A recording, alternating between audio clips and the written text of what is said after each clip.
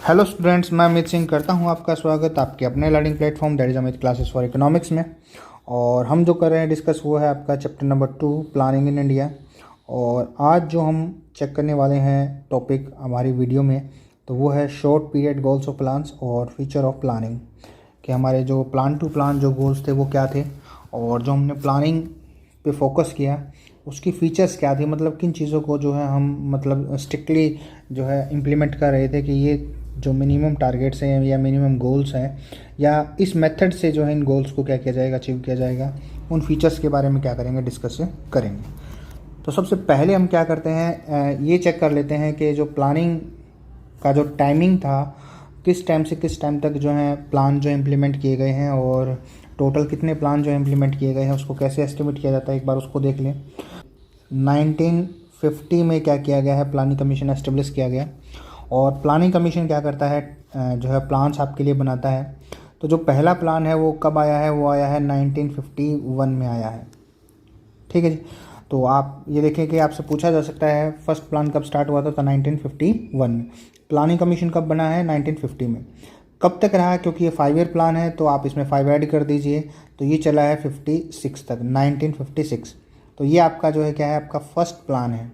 ठीक है जी। आप इसको जो है डेट को जो है क्या रखेंगे, याद करेंगे, इस ईयर को याद करेंगे कब से कब तक था।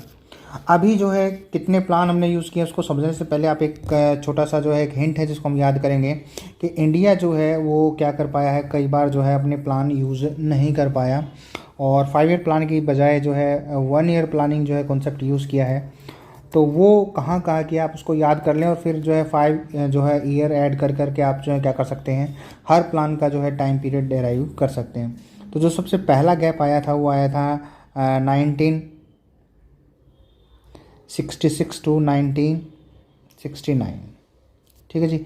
ये 3 ईयर का गैप है, 66 टू 67, 67 टू 68 एंड 68 टू 69। तो यहाँ पे जो है 5 ईयर प्लान नहीं आया, यहाँ पे क्या है 1 ईयर प्लानिंग आई है, 3 1 ईयर प्लानिंग आई है। फिर उसके बाद 5 ईयर प्लान आया। नेक्स्ट जो गैप आया था वो आया था 1979 टू 80 में। ठीक है जी। आप यहाँ पे जो है हमने क्या किया है, 1 ईयर प्लानिंग यूज़ किया है। और उसके बाद जो नेक्स्ट जो गैप आया था वो आया था 1990 टू 1992 तक। ये 2 साल का जो है एक गैप ईयर आया जहाँ पे हमने 1 ईयर प्लानिंग यूज़ किया है। बस आप इन चीज़ों को याद रखें, ये 3 जो गैप आए थे। उसके अलावा जो आपको 5 ईयर ऐड करते चले जाओ, आपको प्लान का जो है ड्यूरेशन पता लग जाएगा।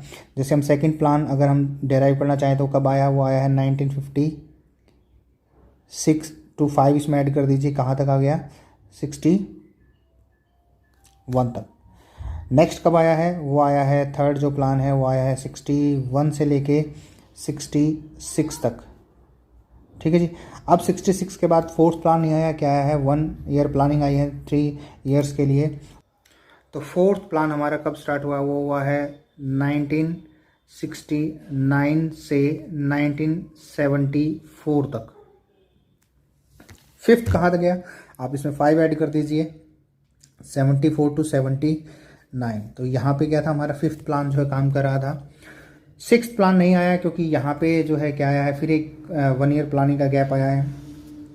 तो नेक्स्ट जो प्लान आया है वो आया है आपका सिक्स्थ प्लान जो है वो 80 टू 85 में आया है।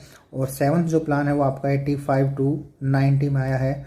एट्थ प्लान जो है वो क्या हुआ है, 90 में स्टार्ट नहीं हुआ वो, क्योंकि फिर जो है आपकी जो 1 ईयर प्लानिंग आई हैं। तो 8 जो है वो आपका 92 से 97 में स्टार्ट हुआ है। नाइन्थ जो है 97 से लेके 2002 तक जो है आपका 9th प्लान चला है। और 10th जो प्लान है वो 2002 से 2007 तक चला है। और 11th जो प्लान है वो आपका क्या चला है, 2007 से 2012 तक चला है। और 12th जो प्लान है वो आपका है 2012 से 2017 तक चला है, 2017 तक। तो अभी तक हमने जो है सिर्फ क्या किए हैं, 12 जो है 5 ईयर प्लान इम्प्लीमेंट किए हैं, क्योंकि 2015 में 2015 में क्या किया है, प्लानिंग कमीशन को ख़त्म कर दिया और उसकी जगह ले आए हैं national institute for transforming India. ठीक है जी, नीति आयोग एस्टेब्लिश कर दिया और उसके बाद से क्या किया है, प्लानिंग का जो कॉन्सेप्ट है वो ख़त्म कर दिया है। तो आप प्लीज़ जो है आप जो ये जो डिफरेंट प्लान्स हैं उनका टाइम पीरियड याद रखें, क्योंकि 1 मार्क्स क्वेश्चन के अंदर जो है इसको पूछा जा सकता है। तो इसको याद रखने का तरीका यही है कि पहले प्लान की डेट याद कर लें आप, और फिर ये जो 3 जो गैप्स आए थे उनको याद कर लें, और फिर आप जो है ना उसके हिसाब से 5 जो ईयर्स हैं वो ऐड करते करते जो है आप जितने भी प्लान्स हैं वो आप क्या कर लें, डेराइव कर लें। लास्ट आप प्लान याद रखें 2017 में ख़त्म हो गया, that is your 12th plan. अब हम बात करते हैं कि ये जो 12 जो प्लान हमने जो है सेपरेट यूज़ किए हैं उनमें जो है अलग अलग प्लान का क्या ऑब्जेक्टिव था। तो जो फर्स्ट प्लान का जो ऑब्जेक्टिव था वो एक किस्म से, क्योंकि एग्रीकल्चर बैकवर्डनेस थी हमारे देश में और हमारा काम था कि फूड ग्रेन जो है प्रोडक्शन हो इतना कि हम अपने जो है बेसिक नीड्स को ही पूरा कर पाएँ, और विदाउट एग्रीकल्चर जो है कोई इकोनॉमी डेवलप नहीं हो सकती। तो फर्स्ट जो टारगेट जो है वो रखा गया, एग्रीकल्चर प्रोडक्शन क्या होना चाहिए, इंक्रीज़ होना चाहिए, और जो टारगेट रखा वो अचीव हुआ और काफ़ी अच्छी जो है सक्सेस हमारी रही इसके अंदर। और इसका मोटिवेशन ये रहा कि प्लानर्स जो थे हमारे वो इतने मोटिवेटेड हो गए कि उनको लगा कि बस अब तो चीज़ें अचीव हो गई हैं। और सेकंड में क्या किया उन्होंने, अपने गोल्स और टारगेट्स को बड़ा हाई कर दिया। एग्रीकल्चर को सोचा कि अपने आप डेवलप करती रहेगी। नेक्स्ट में जो क्या कर दिया है वो इंडस्ट्रियल प्रोडक्शन के ऊपर जो है फोकस कर दिया कि जो सेकंड जो 5 ईयर प्लान था हमारा कब से कब तक था ये, 1956 टू 1961 तक। ठीक है जी, यहाँ पे हमने किसके ऊपर फोकस किया, इंडस्ट्रियल प्रोडक्शन के ऊपर फोकस किया। तो जो भी लार्ज स्केल इंडस्ट्री है वो आपको क्या है, सेकंड जो 5 ईयर प्लान था वहाँ पे जो है उनकी एस्टेब्लिशमेंट जो डेट जो आपको नज़र आएगी। थर्ड जो प्लान था उसका हमारा टारगेट था कि देश में क्या है, सेल्फ सफिशिएंसी आए और देश जो है वो किसी पे डिपेंड ना रहे, क्योंकि इसका जो टाइमिंग था वो था 1961 से लेके 66 तक। और ये वो टाइम है जब इंडिया जो है 2 लड़ाइयाँ लड़ चुका है, 62 में और दूसरा 65 में। 62 चाइना के साथ थी और 65 जो है पाकिस्तान के साथ थी। इंडिया जीता है, लेकिन because of lack of self sufficiency हमारे जो एग्रीमेंट्स हैं कुछ ऐसे रहे कि जैसे हम हार गए हों वो लड़ाइयाँ। ठीक है जी, तो जो प्लानर्स उन्होंने महसूस किया कि जब तक सेल्फ सफिशिएंसी नहीं आएगी तब तक हम जो है इस तरह की जो सिचुएशन होगी वहाँ पे हम नुकसान में ही जाएंगे। ठीक है जी, जो फोर्थ प्लान था जो कब आया है, 69 से लेके 74 तक आया है 19। और इसका जो टारगेट है वो क्या है, प्राइस स्टेबिलिटी की बात की है कि कीमतें बहुत ज़्यादा बढ़ने लगी हैं स्कैर्सिटी की वजह से, ब्लैक मार्केटिंग की वजह से।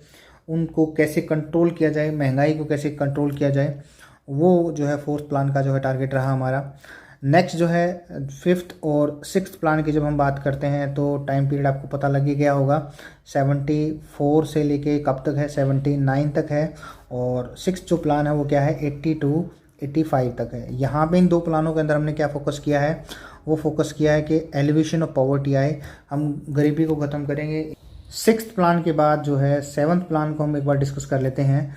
7th प्लान में जो टारगेट किया गया वो किस पे किया गया है, एम्प्लॉयमेंट अपॉर्चुनिटीज़ पे किया गया, क्योंकि ये समझा गया है कि पॉवर्टी अगर हमें ख़त्म करना है तो विदाउट क्रिएटिंग एम्प्लॉयमेंट अपॉर्चुनिटीज़ हम नहीं कर सकते। और 8th प्लान पे अगर हम जाएंगे तो भी आपको क्या नज़र आएगा, फुल एम्प्लॉयमेंट पे ही फोकस किया है कि इकोनॉमी के अंदर जो है एम्प्लॉयमेंट क्या हो, मिनिमम हो। एक चीज़ नई जो इंट्रोड्यूस की गई और वो इंट्रोड्यूस की गई यूनिवर्सलाइजेशन ऑफ एजुकेशन। ठीक है जी, कि एक ऐसी एजुकेशन हम डेवलप करें जो पूरी दुनिया के अंदर हम क्या कर पाएँ, उसके साथ कंपटीशन कर पाएँ और एजुकेशन के मामले में हम आगे जाएं। तो इस तरह की बात की। और दूसरा जो है बात किया कि यूनिवर्सलाइजेशन ऑफ एजुकेशन का मतलब है कि हर सेक्शन, हर सोसाइटी को क्या मिले, एक एजुकेशन मिले, तभी वो किसी काम को करने के लायक होगा, एबल होगा, तभी वो काम कर पाएगा। तो ये 2-3 कॉन्सेप्ट थे। एजुकेशन को जो है स्प्रेड करना है सोसाइटी के हर सेक्शन तक और उसकी क्वालिटी कुछ इस तरीके से इम्प्रूव करनी है कि हम पूरे वर्ल्ड को के साथ क्या कर पाएँ, कंपटीशन कर पाएँ, कम से कम ह्यूमन रिसोर्सेज के मामले में। नेक्स्ट जो है, अगर आप 8th प्लान का जो है टारगेट अगर आप देखेंगे तो 7th प्लान जो था वो तो कब तक था, 85 से लेके 90 तक था। और फिर 2 साल का गैप आया है तो 92 से लेके 97 तक जो है आपका क्या है, 8th प्लान का जो है टाइम पीरियड आया है। अब आगे चेक करते हैं 9th 10th में क्या था ऐसा। ठीक है जी, तो 9th प्लान की अगर हम बात करें तो उसमें आया था growth, price stability, environment sustainability. मतलब अब सेल्फ सफिशिएंसी, इंडस्ट्री वगैरह पीछे जा चुके हैं और 91 के अंदर जो है न्यू रिफॉर्म्स जो है इम्प्लीमेंट किए जा चुके हैं। तो अब प्लानिंग का कोई खास रोल रहा नहीं है यहाँ पे। तो यहाँ पे जो है बस ओवरऑल जो है कुछ ऐसे ऑब्जेक्टिव जो दिखने में अच्छे हों उनको यूज़ किया गया। तो क्या था, ग्रोथ की स्पीड बढ़ानी थी, प्राइस स्टेबिलिटी महंगाई को कम करना था जो आज तक नहीं हुई, और इन्वायरमेंट को क्या करना है, प्रोटेक्ट करना। ये 9th प्लान का टारगेट है। और ये कब तक है भाई, ये है 97 से लेके 2002 तक। ठीक है जी। 10th प्लान पे जो फोकस किया गया वो बेटर क्वालिटी ऑफ लाइफ, कि लोगों को जो है पहले से अच्छा जीवन स्तर मिले। कब तक है ये प्लान, 2002 से लेके 2007 तक। और फिर जो है वही जो अच्छा अच्छा नज़र आता था वो सारा जो है प्लानिंग के अंदर मेंशन कर दिया गया। और ये 11th प्लान का सब्जेक्ट है जिसमें पॉवर्टी की बात की गई, जॉब क्रिएशन की बात की गई। मतलब अब आपको जो है 91 के बाद जो है ना आपको जो गोल्स हैं वो क्या मिलेंगे, रिपीटिशन मिलेगा उनका हर प्लान के अंदर। वही जो है कुछ मिला जुला के जो है बातें उनके पास थी, प्लानर्स के पास, और वो उन्होंने लिख दिया। प्लानर जो है वो 11th प्लान को कब इम्प्लीमेंट कर पाए, वो कर पाए 2007 से लेके 2012 तक। और 12th जो प्लान, जो लास्ट जो प्लान था, सस्टेनेबल डेवलपमेंट के ऊपर बात की थी और इंक्लूसिव ग्रोथ के ऊपर बात की थी। और ये कब तक था, 2012 से 17 तक जो है 2017 तक इसको चलना था।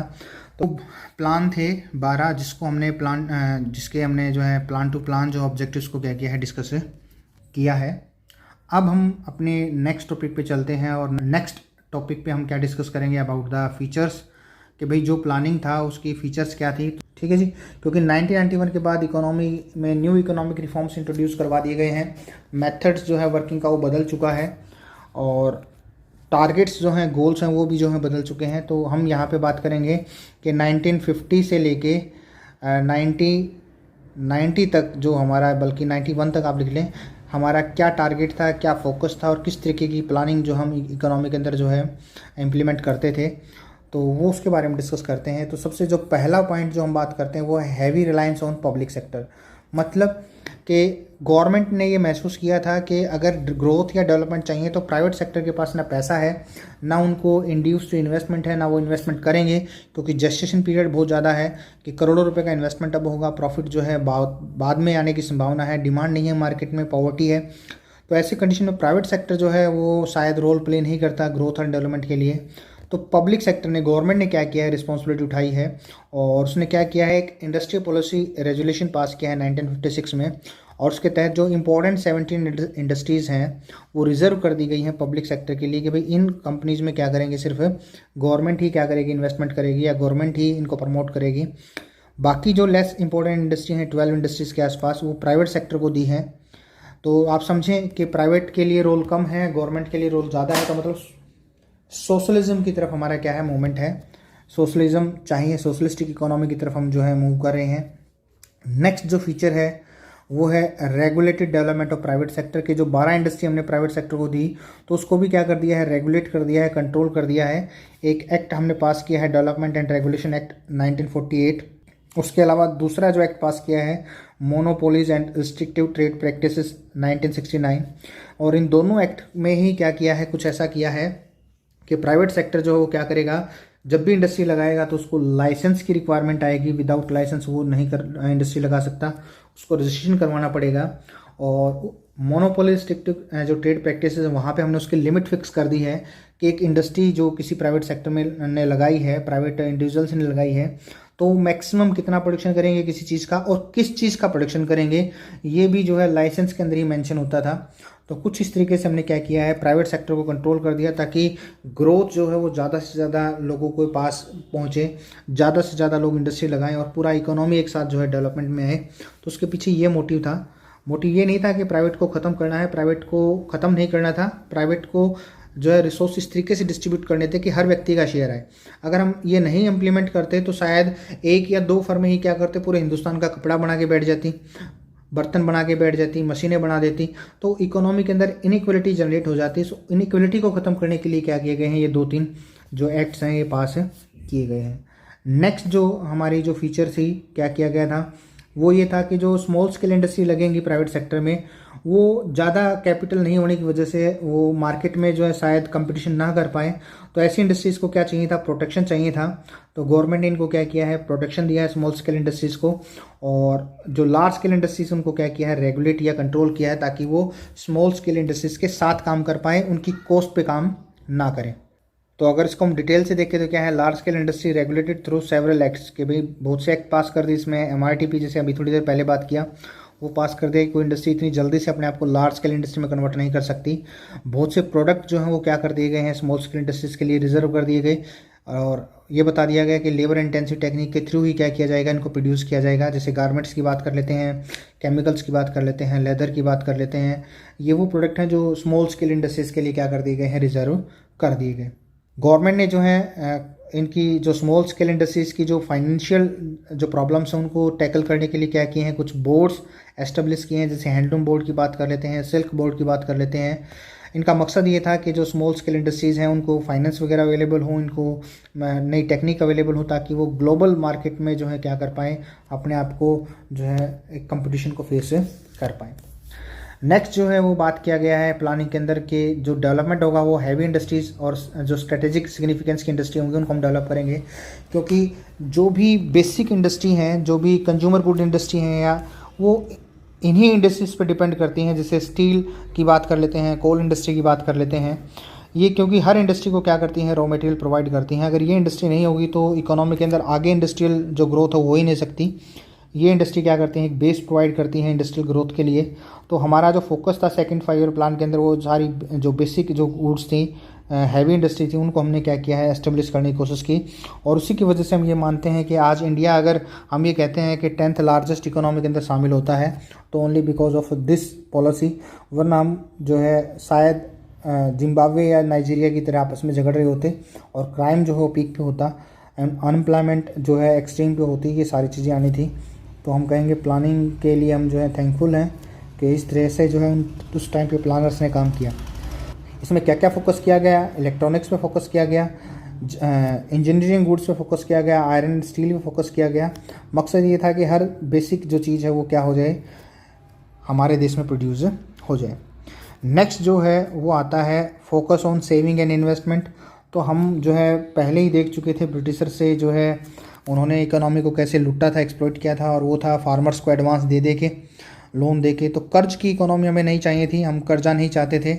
हम चाहते थे कि यहीं के लोग जो हैं, जो इंडियंस जो हैं, वो क्या करें, स्मॉल सेविंग करें, और उसी सेविंग को क्या किया जाए, इन्वेस्ट किया जाए, ताकि डिपेंडेंसी जो है बाहर के देशों पे वो क्या हो जाए, कम हो जाए।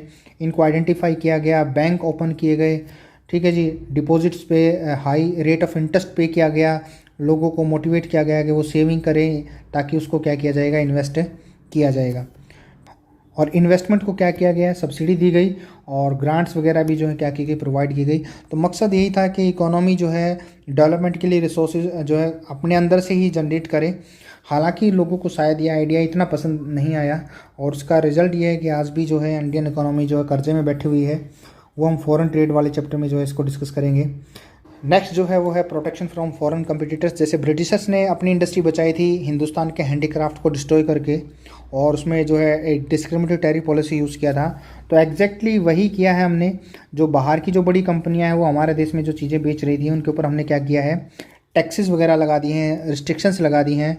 क्वांटिटिव रिस्ट्रिक्शंस बोलें या इंपोर्ट ड्यूटीज़ बोलें, हम इसको टैक्स ही बोलते हैं, ताकि वो चीज़ें हमारे देश में महंगी हो जाएं और हमारे जो डोमेस्टिक जो प्रोड्यूसर्स हैं उनको मौका मिले अपने प्रोडक्ट्स को बेचने का, प्रॉफिट अर्न करने का। तो ये जो है एक फीचर थी इसकी। नेक्स्ट अगर हम जो बात करते हैं इंपोर्ट सब्सटीट्यूशन के ऊपर, क्या है इंपोर्ट सब्सटीट्यूशन? तो इंपोर्ट सब्सटीट्यूशन का मतलब है कि हर वो चीज़ जो हम यूज़ करते हैं उनको क्या कर लिया जाए, डोमेस्टिकली प्रोड्यूस कर ली जाए, उसको इंपोर्ट ना किया जाए, बाहर से हमें उसको इंपोर्ट नहीं करना है। जिससे हमारा फॉरेन एक्सचेंज क्या होगा, सेव होगा, जो फॉरेन करेंसी हमने जो स्टोर की हुई है, और हम क्या बन जाएंगे, सेल्फ सफिशिएंट बन जाएंगे। ये जो है एक टारगेट था। दूसरा जो है एक और पॉइंट है वो है रिस्ट्रिक्शन ऑन फॉरेन कैपिटल, कि बाहर से जो FDI वगैरह आता था, इन्वेस्टर्स हमारे देश में इन्वेस्ट करना चाहते थे, उनको जो है रोक दिया गया कि वो हमारे देश में इन्वेस्टमेंट नहीं लेके आएंगे, क्योंकि डोमेस्टिक प्रोड्यूसर्स हमें उनको प्रमोट करना था। इसके लिए एक्ट पास किया गया था, फॉरेन एक्सचेंज रेगुलेशन एक्ट, जिसको हम फेरा बोलते हैं। आज जो है सिचुएशन अपोजिट है, आज हम हर चीज़ के लिए एफडीआई पे डिपेंड करते हैं। तो प्लानर्स की अगर हम बात करें तो वो मानते थे कि एफडीआई डिपेंडेंस को बढ़ा सकता है, वो हमारे जो डोमेस्टिक जो प्रोड्यूसर्स हैं उनकी इंडस्ट्रीज़ को रूइन कर सकता है, बर्बाद कर सकता है, टेक ओवर कर सकता है। तो टारगेट यही रखा गया कि ऐसी कैपिटल को क्या कर दिया जाए, फॉरेन जो कैपिटल है रिस्ट्रिक्ट कर दिया जाए। और नेक्स्ट जो है, जो लास्ट हमारा जो है इस वीडियो का टॉपिक है वो है सेंट्रलाइज्ड प्लानिंग। मतलब कि सेंट्रल गवर्नमेंट प्लान करेगी और पूरा इंडिया उसको क्या करेगा, इम्प्लीमेंट करेगा।